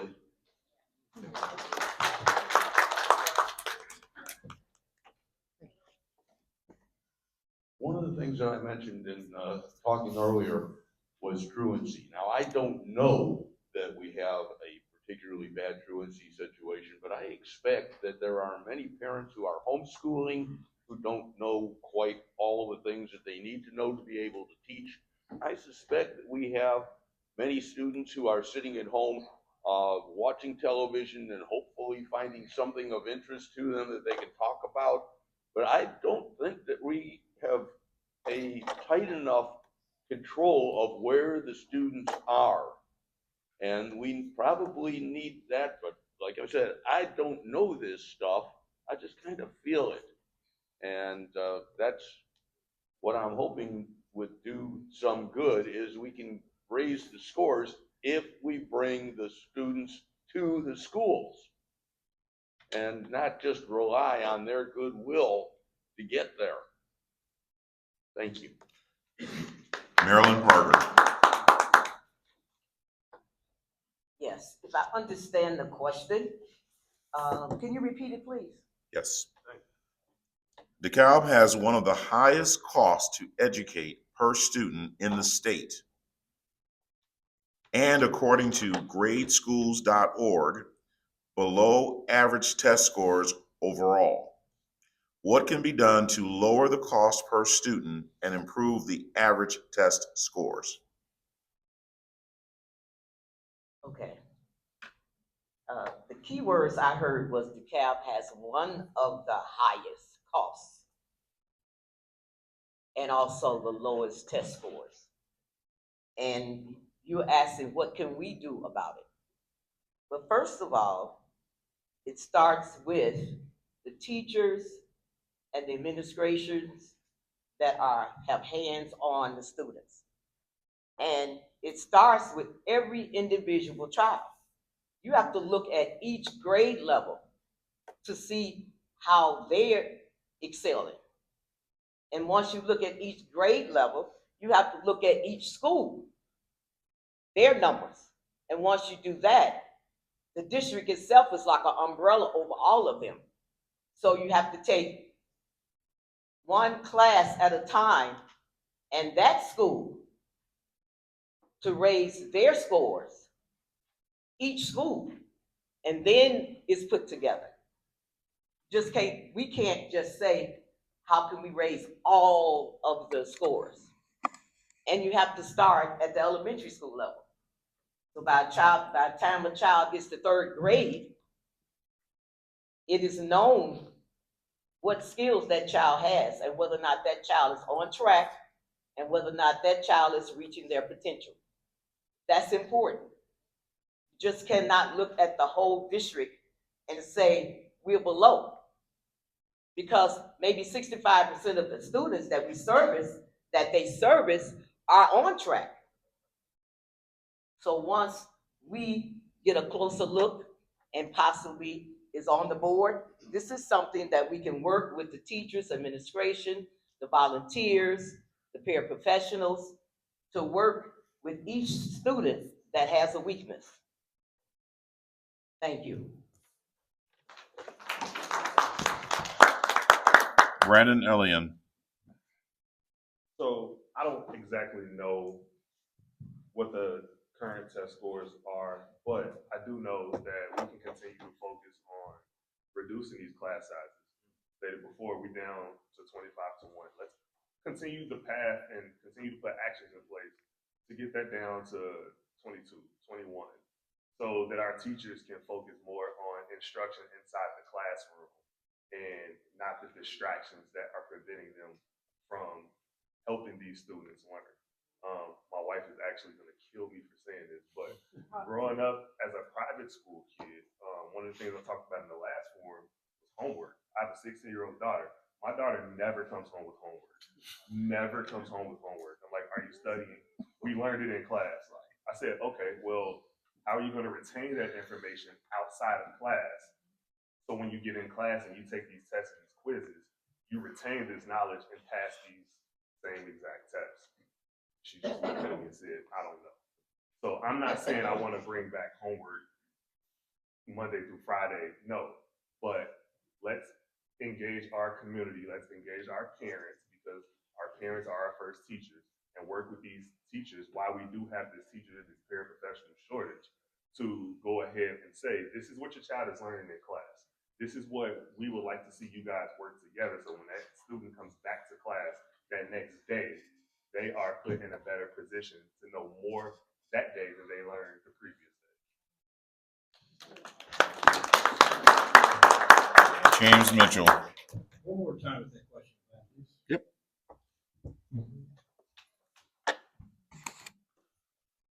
DeKalb has one of the highest costs to educate per student in the state, and according to gradeschools.org, below average test scores overall. What can be done to lower the cost per student and improve the average test scores? I don't know where somebody got these numbers, because I'm just looking them up here myself, just kind of browsing through that kind of stuff. I'm not seeing DeKalb anywhere. I'm not seeing this in they rated the 100 worst elementary schools in Illinois. DeKalb's not in there. Gradeschools.org. Correct, but on gradeschools.org, does it exist? Grade schools, yeah, okay. I heard Great, grade sorry. schools. Great. Okay, I'll look that up. Typo in the question. There you go. Typo in the question. Thank you for pointing it out. Okay, gradeschools.org, thank you very much, I'll look that up later. Yep. But I would challenge you something, that we have, you know, one of the highest, you know, numbers for educating our children. Yeah, we got pretty high, 19,000 per kid, that's a lot. Do we have 8,000 children in our district, by the way? Because if the math comes up right, then 19,000 per child, that's 8,000 kids for the current budget. Thank you. We don't want to have a back and forth with the audience, so if you don't know, that's fine, but we don't want to open that door. Okay, okay then. Yep. So, all right. I think this is a silly question, quite frankly. And I don't think it's gonna matter. I think the numbers are wrong, but I think everybody can find stats if they want to find stats, and they can adhere to those stats, and they think they can bring those stats to us. I just think it's a silly question. I think we're doing good with our students. I think, yeah, we're not doing great.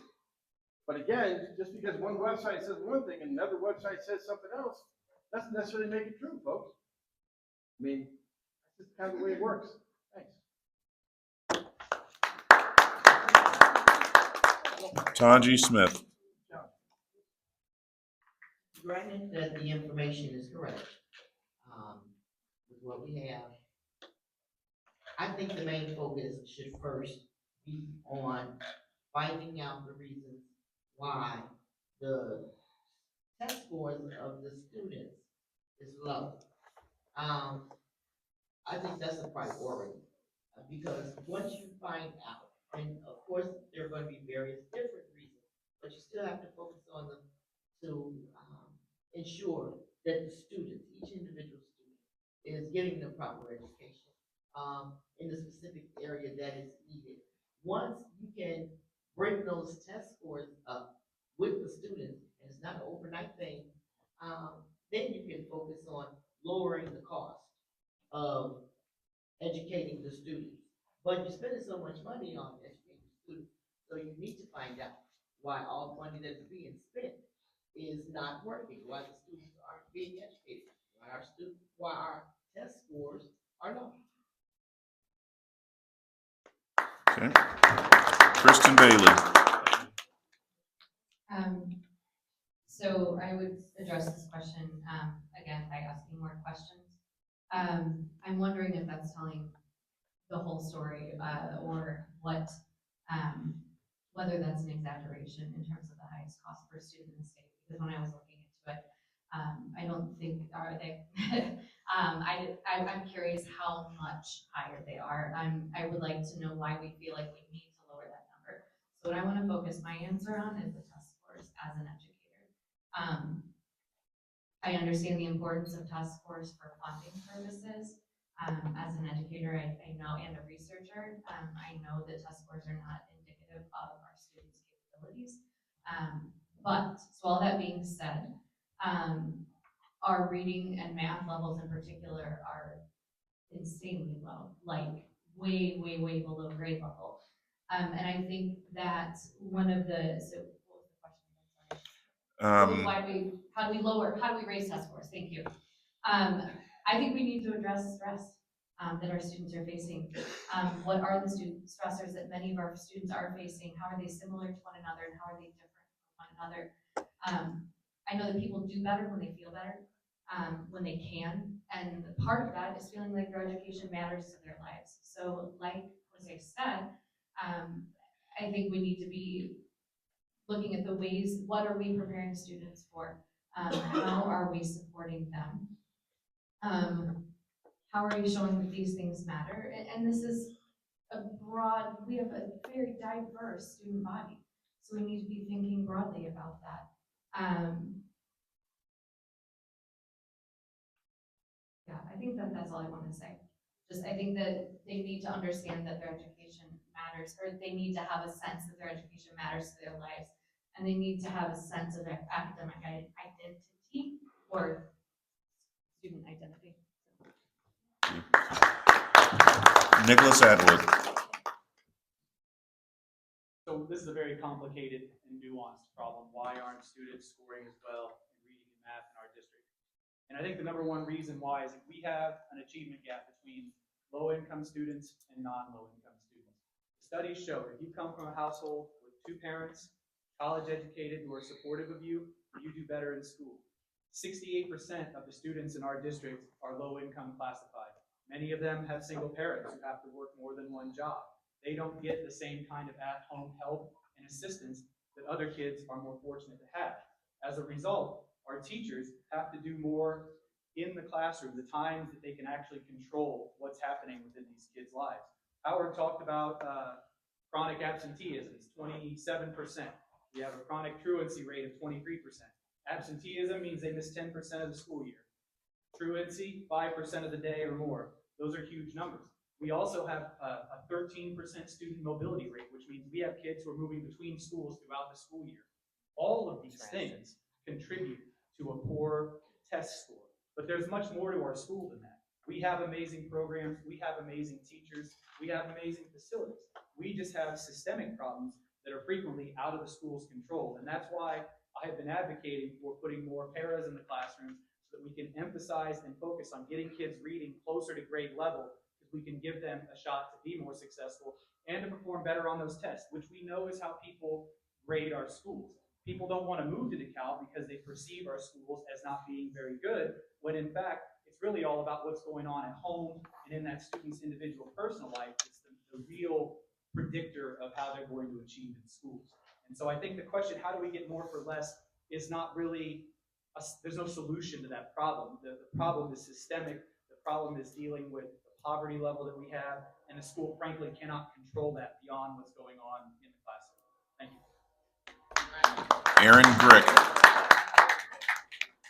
Well, there is a new curriculum that got implemented last year. I believe this was the first year. Jill Springer went to NIU and said, let me look into the science of reading and the proof behind that and how that works, which happens to be phonics back in the classroom. My kids did not have the benefit of that and have struggled since, so I am grateful for her leadership.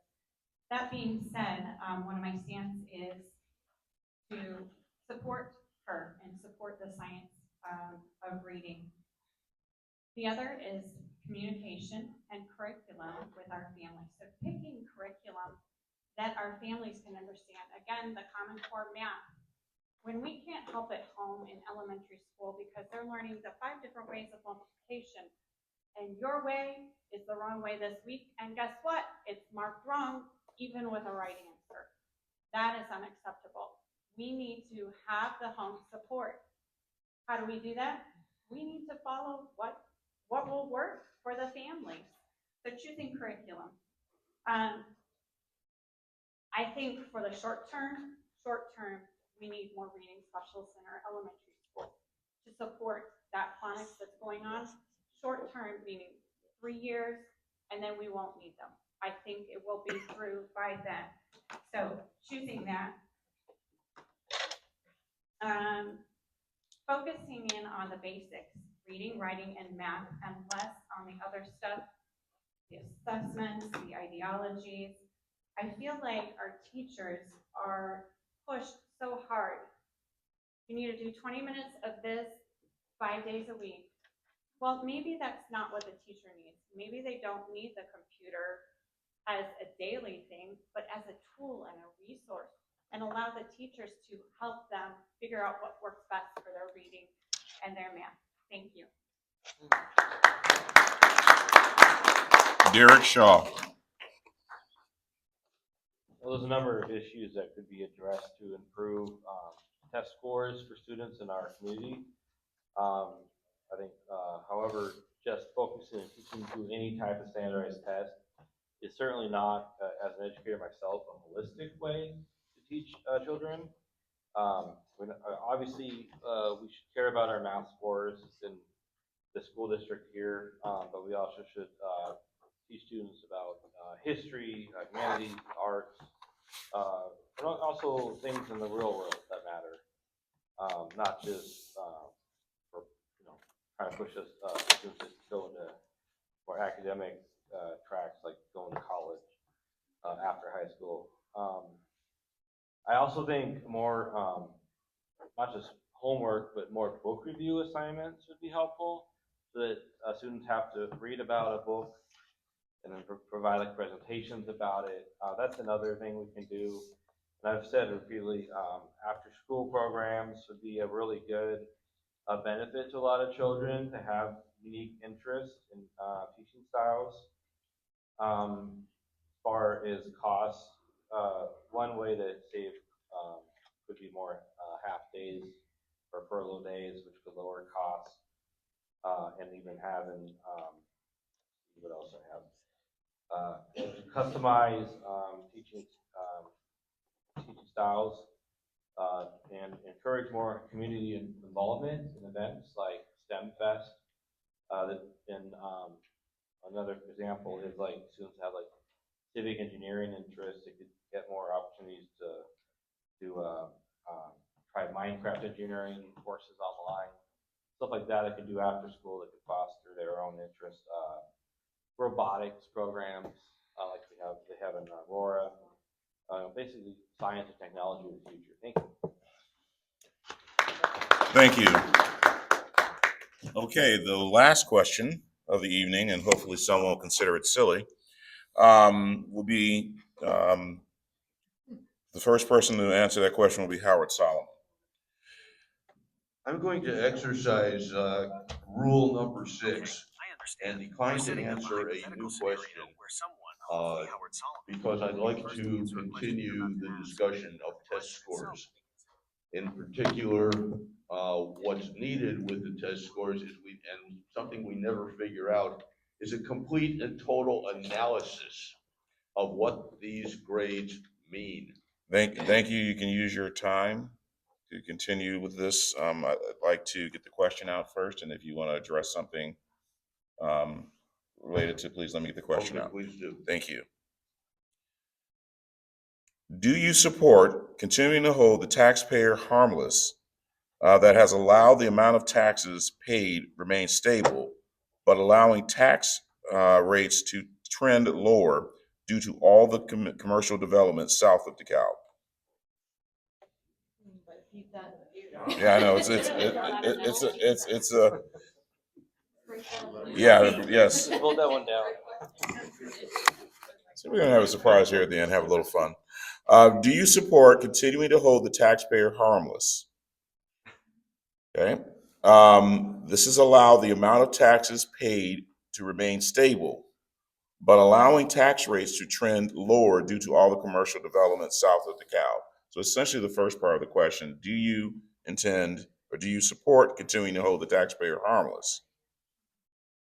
Thank you for the question, and I'm now exercising Rule 6 and want to talk about the test scores and the need to analyze the test scores, which we have been blessed with a huge university that has a school of education and awards educational doctorates, EDD degrees, for the type of research that could allow those researchers to jump in, get their degree, and would cost us basically nothing to find out how come, which schools aren't performing, which schools are, what's being done, what is the curriculum of over here, what's the curriculum over there.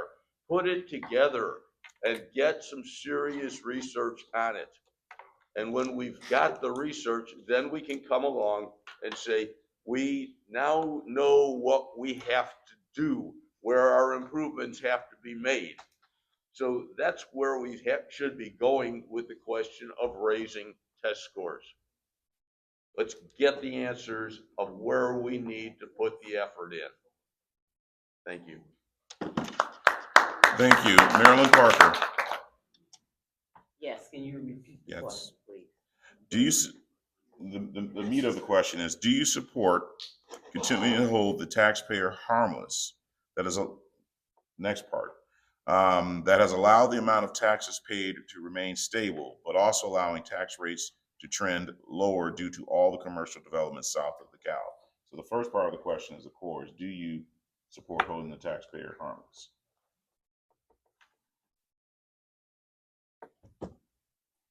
I've been a taxpayer in this county for over 27 years.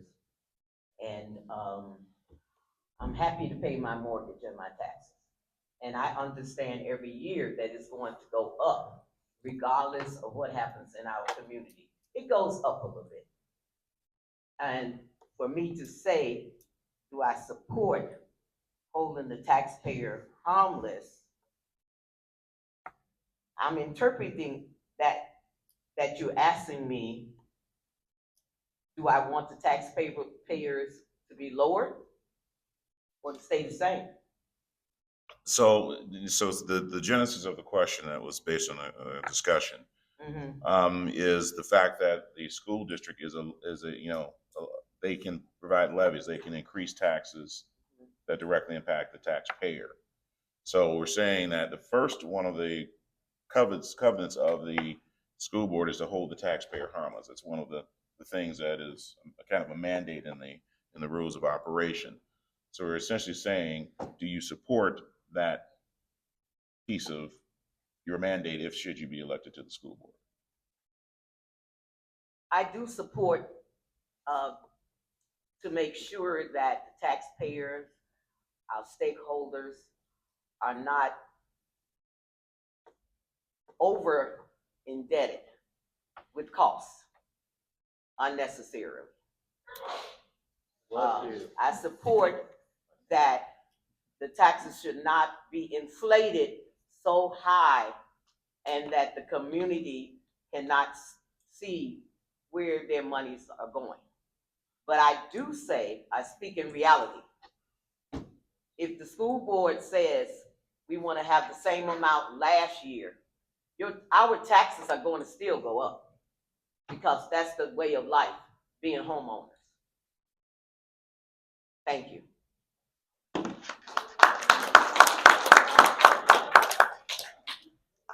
And just as a point of clarification and not singling you out and being fair to all, the tax rates have actually not necessarily gone up and don't necessarily go up, depending on how all the taxing bodies address that issue. Sometimes the tax rates can go down. Okay. Thank you. Thank you. And again, I was not singling you out on your answer. Just wanted a point of clarification. Okay, Brandon Elliott. Can you read that one more time, like on 5? Yeah. We're all. Do you support continuing to hold the taxpayer harmless? This has allowed the amount of taxes paid to remain stable, but allowing rates to trend lower due to all the commercial development south of town. Right. So, yes, I support holding the taxpayer harmless. I think as a school board, though, we do need to be, I think we need to be diligent and transparent about what we're asking for and the why behind it. I think we need to ensure that we're asking for a fair amount and just be able to explain that to the community while still working with the other taxing bodies and the other, commercial developments that are coming into our community to say, hey, we want to ensure that we are doing everything that we can to keep it low for the residents of DeKalb, Cortland, Malta, and everybody that supports it. Thank you. James Mitchell. Well, I said it last time, and I'm about to say it again. The question is a silly answer. It's true. Oh, I got it. I'm good. No, last question I asked, finally I did find greatschools.org, and that's a nice website. That's a nice thing to go to. It's only one, so if I wanted to really look it up, I'd go look a whole do a bunch of. I would do a whole bunch. We're trying to get that right. Do a whole bunch of other research to prove those numbers. Good numbers. I appreciate it. But this nonsense, this stuff that Mr. Roby's asking, he's exactly right. He's actually exactly right. But when do we stop? When does our taxes go lower because of all the construction, all the stuff that's taken away our farmland on the south side of DeKalb? Facebook, Ferrara, the other people, Amazon, thank you very much. All those guys, and stuff to come in. There's going to be more that's coming. I hear there's going to be others. And the Heinz ketchup guys that screwed up their whole project. So, but that's the ones that eventually should we be paying taxes? Look at Rockford, or Cherry Valley. Cherry Valley pays I believe they pay no taxes to the city because of the mall up at Cherry Valley. So when do we get to stop paying taxes because of Facebook bringing $1 billion into our community? I don't know. That's the question I would ask. I think it goes along this line. I think this was a question to me. Like I had a question like this in college once that was like 40 parts of a question. And it's like, huh? You go and you try to figure it out. And once you figure it out, it's like, okay, I get it. I get what they're trying to do. Hold on, it's harmless. Well, you big guys are here and you guys can pay the bill. You're taking up all of our land. Go ahead. You're taking our water. Facebook takes our water, by the way, first. You didn't know that. Anyway, thank you very much. Tanji Smith. Taji Smith's my fault. Taji Smith, my bad. Hi, Bob, I have a question. What does hold the taxpayers harmless mean? Thank you. I think you're defining in the second part, right? Yes. What It means defines lower it the mean? levy so much that your individual tax bill goes down annually, even if your house value goes up. That's how I interpret That is it. correct. Ah, okay. Question. Oh, okay, so I'm going to keep it short and simple. Is yes. Thank you. That's it, that's all.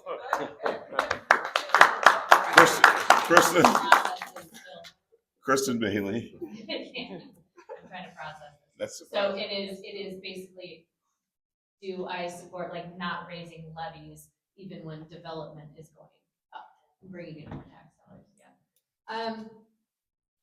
I do not have an answer for that. I need to look at, numbers, I think. For me, it seems reasonable that, we keep the tax rate consistent. Meaning keeping those levies proportional to the amount of dollars that are coming in the community. I think because I think of our communities as ecosystems, and we are all interdependent. Every part of our economy and our businesses, our schools, our, many different resources are dependent upon one another. So if we, develop our schools and continue to, I guess, raise the metrics by which people evaluate their efficacy, that's how we bring more people to this area and how we develop more businesses. And then that in turn gives us more to invest in those schools. So it's sort of this like cyclical thing that you invest in one area and everything comes full circle. So I would say I'm pretty in favor of keeping that tax rate consistent, but also I should say that I am a homeowner and I am a taxpayer, and my daughter is not benefiting from the public school system because of some issues that are very important to me to address. So for what that's worth. All right, thank you. Nicholas Atwood. So to the extent we could lower levies, that's been done. The school board's been lowering levies 4 or 5 years in a row, I think about 16% overall. The issue is your home is worth significantly more, so your property tax bill, you didn't really see a net zero or a decrease in the cost of your bill. I'm all for lowering the levy, and this gets back to my opening statement. If you grow the property tax base, you don't have to rely as much on the individual taxpayer. Our budget doubled over the last 8 years, not because we raised levies and we taxed folks. It's because we had natural, organic, commercial, industrial, and residential growth. Right now, where I live in Debonair Farms, there's going to be 80 homes built over the course of about a year. That's worth about $400,000 based on your school tax levy rate, the 61% of your tax bill. If the 200+ unit development that they want to do for the 55 and up community gets built, that's another $600,000 or $700,000. So that's $1 million that you didn't have before that didn't cost the taxpayers a penny.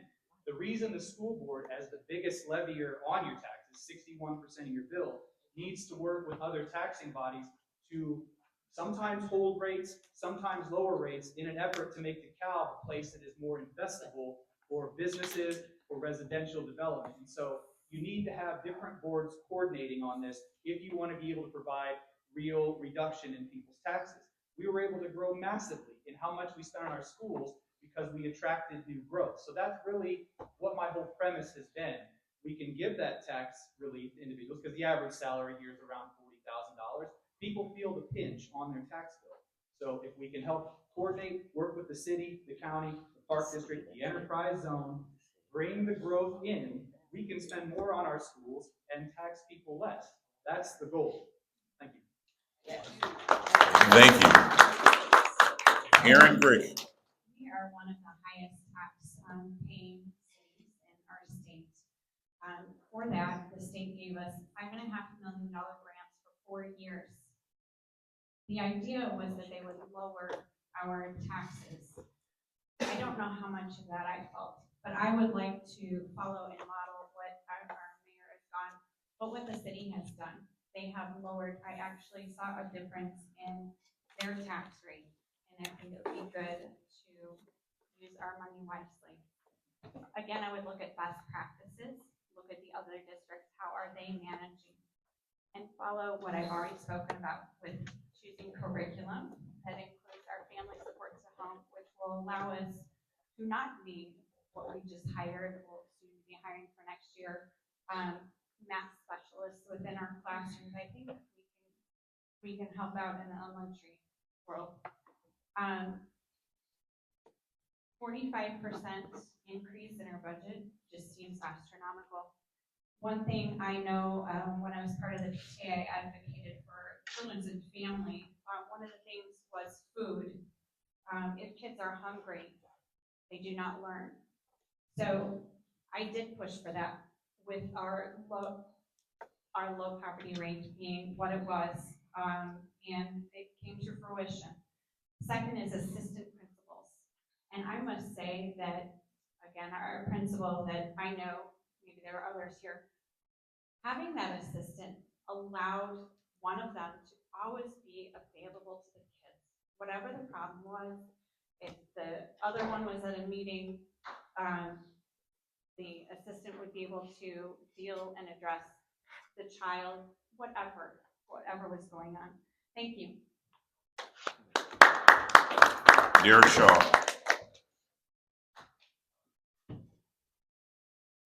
Sorry, here we go. Yeah, I support not holding the taxpayer harmless. I'm sorry. I support holding the taxpayer harmless. But yeah. I think, moreover, higher taxes do not necessarily equate to improved schools. Unfortunately, better curriculum does. In fact, Illinois has the second highest property taxes in the United States, second only to New Jersey. Additionally, since I'm a disabled veteran with a VA rating of 80%, I'm exempt from state property taxes. Therefore, I would feel like a hypocrite myself if I were to ever suggest increasing property taxes for any reason.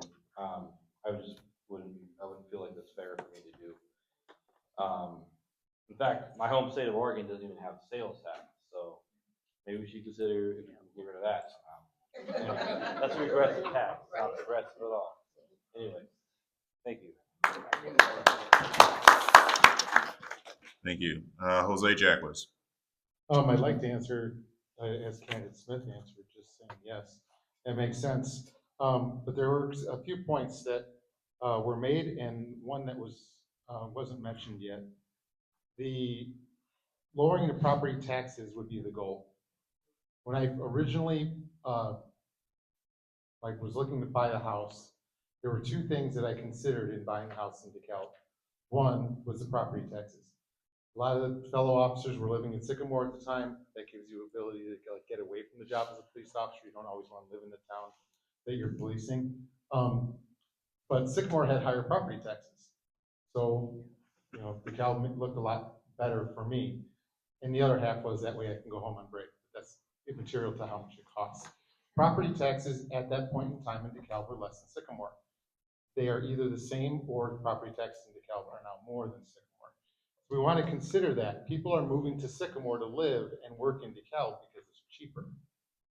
The more people we have moved in here, the more our property taxes are spread out, as Candidate Atwood said, and that's better for us. We'd like to lower it. I did not see the property tax benefit because my home value went up. I'm appreciating the home value go up, but I would like to have seen a little break on the property taxes all the same. One of the problems we have, and it's something that the board can actually do something about, is the strategic plan. It's not one of my core points, but it's something I noticed that at a recent school board meeting about 3 or 4 months ago, I heard them, the staff, the administration, talk about that they were going to make an effect on, or they were going to do something that changed the strategic plan or affected the strategic plan in 2 months. Strategic plan should be 10 or 20 years out in front of us. Not an operational plan, not a tactical plan. The strategic plan is what we should look at. Thank you. Thank you.